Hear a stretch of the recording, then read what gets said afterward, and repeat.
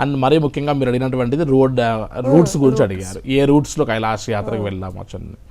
యాక్చువల్గా కైలాష్ మానసరోవర్ యాత్రకి భారత ప్రభుత్వం మినిస్ట్రీ ఆఫ్ ఎక్స్టర్నల్ అఫైర్స్ ఏదైతే ఉందో అది government of India lucky draw ద్వారా తీసి కొంతమందిని పికప్ చేసుకొని around 400 to 500 members total India వైజ్లో పికప్ చేసుకొని వారికి హెల్త్ చెకప్స్ సర్టిఫికేట్స్ అన్నీ కూడా చెక్ చేసి వాళ్ళు మెడికల్గా ఫిట్గా ఉన్నారు అనేటువంటి వారికి మాత్రమే ఈ కైలాష్ యాత్రకి అనుమతిస్తారు.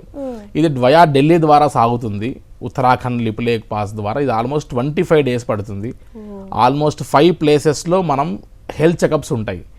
ఏ ప్లేస్లో మనం డౌన్ అయిపోయినా సరే తిరిగి మళ్ళీ మనం బ్యాక్ రావాల్సింది తప్ప మనం ముందుకు వెళ్ళడానికి అనుమతించరు. కఠినమైనటువంటి ఒక మార్గంలో సాగేటువంటి యాత్ర.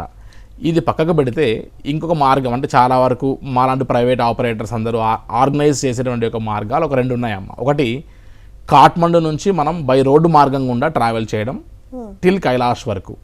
మనం హైదరాబాద్ నుంచి కాఠ్మండు, నేపాల్ క్యాపిటల్ అయిన కాఠ్మండు ఫ్లై అయ్యి only Pashupatinath local sightseeings చూసుకొని అక్కడ నుండి మనం కీరోంగ్, సాగా, అక్కడ నుండి న్యాలం అనేటువంటి ఒక ప్లేస్ దాటి మనం సాగా అనే ప్రదేశంలో అక్లమటైజ్ అయ్యి అక్కడ నుండి మనం మానసరోవర్, డార్చన్, యమద్వార్, కైలాష్గిరి పరిక్రమ చేసి వచ్చేటువంటి మార్గం.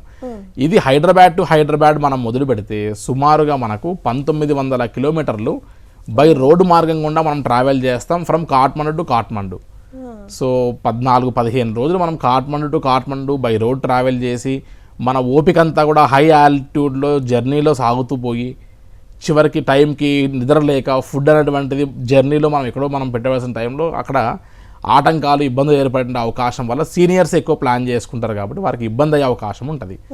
సో కైలాష్ యాత్రకి ఈ రోడ్డు మార్గం గుండా వెళ్ళి వచ్చినటువంటి వారిని ఎవరిని టచ్ చేసినా వారి సాటిస్ఫాక్టరీ లెవెల్స్ ఖచ్చితంగా డౌన్ అయ్యే ఉంటాయి.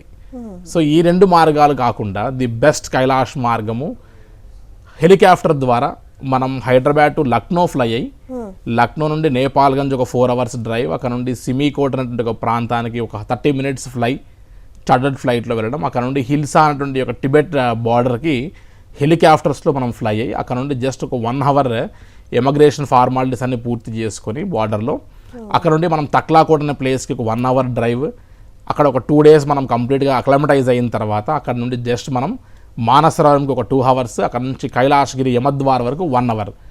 టోటల్గా మొత్తం 8 hours మాత్రమే జర్నీ సాగింది కైలాసానికి వెళ్ళడానికమ్మా. 14 రోజుల రోడ్డు టూర్ని మనం ఎంత సింపుల్గా ఎంతో భక్తి శ్రద్ధలతో సేఫ్గా చేసుకుని రావచ్చు. ఈ యాత్రకి రోడ్డు మార్గం గుండా చూసిన దానికి మనకి 18 days అవుతాయమ్మా. ఈ యొక్క హెలికాప్టర్ మార్గం గుండా వెళ్ళిన దానికి కేవలం మనం 9 days మ్యాక్సిమం హైదరాబాద్ తిరిగి రావచ్చు.